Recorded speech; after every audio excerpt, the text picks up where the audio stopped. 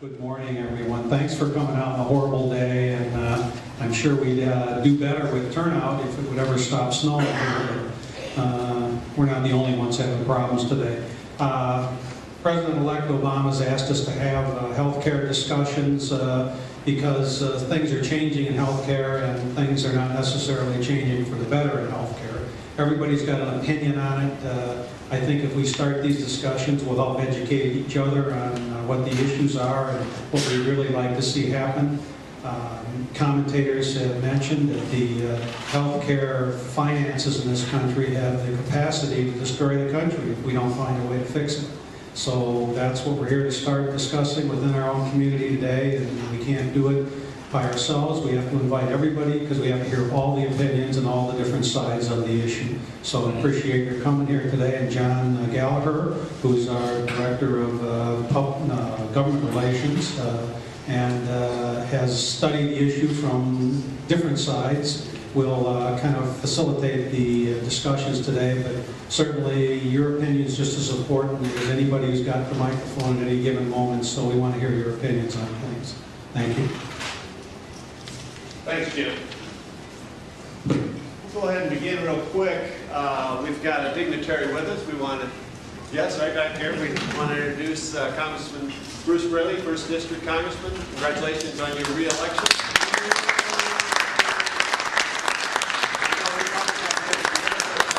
So we'd like to have you come forward. Also, for most folks in the room may not know, the Congressman, by his peers, was elevated to the Energy and Commerce Committee, Subcommittee on Health. So yes. He's going to be playing a big part of the health discussion or healthcare discussion with President-elect Obama and, of course, with the transition team and with Senate and House. So that said, Congressman, welcome.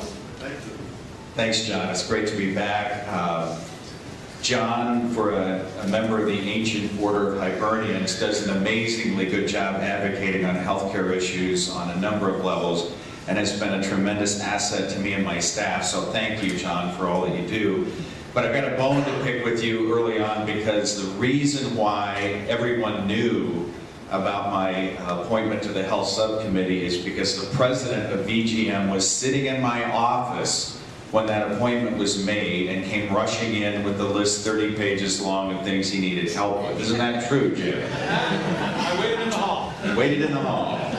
But it is an exciting opportunity for me. I'm very pleased to be here, because one of the first trips I made to VGM was with the new senator from the state of Virginia, John Warner, who got a tour of this facility while it was still under construction. So you, in a sense, have 3 senators who have working knowledge of what goes on here at VGM serving in the United States Senate. We have a lot of healthcare challenges facing us as we begin the 111th Congress, but I'm very excited now to have a seat at the table on the House Energy and Commerce Committee, and specifically the Health Subcommittee. The subcommittee chair, Frank Pallone of New Jersey, is a close personal friend of mine, and somebody that I think is going to be providing a lot of dynamic leadership. The other good news is that there was somewhat of a rift on the committee because of the election for the new chairman of the committee, Henry Waxman. I was intimately involved in that election, but Chairman Waxman has done an extraordinary job of reaching out to the previous chair, John Dingell, has elevated him to the position of chairman emeritus, has given him primary responsibility for helping move the healthcare reform agenda in the House forward, and has reached out to a lot of his allies on the committee and brought them in and given them an active role, including preserving some of the committee chairs and the vice chair of the committee. So we will soon be organizing as a committee of the whole instead of just by caucus. The subcommittee selections are done in the Democratic Caucus and the Republican Conference. We'll be meeting this week for our first meeting of the actual committee and getting down to some of the serious discussions about how we'll be working with President Obama on his healthcare agenda and the healthcare agenda of Congress. But I do want to highlight a couple of issues that I know are very important here within this group. One of the things I was very proud of was the efforts that my staff made working with representatives of VGM to try to implement a delay of the CMS rule on Medicare payments for home oxygen suppliers.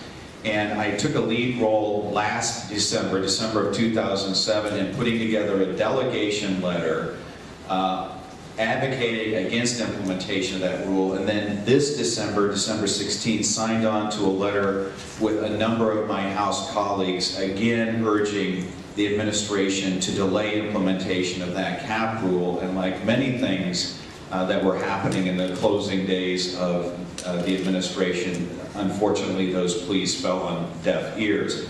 But one of the things we're going to be doing is revisiting a lot of issues that had been high priority issues during the 110th Congress with the new administration, and encouraging them to go back and revisit those issues and try to bring some common sense solutions to what many of you have been dealing with for years.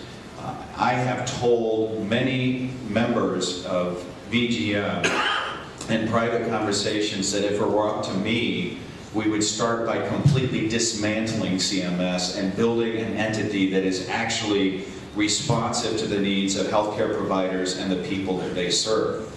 I think that because of institutional issues, that's probably not going to happen, but what we can do is collectively work together to educate the incoming administration and the new secretary about the pervasive problems that prevent real fair competition, discourage providers from being involved in a system that does not reward them for their efforts, and eliminates opportunities for patients in need of care to get the services they need in their home communities.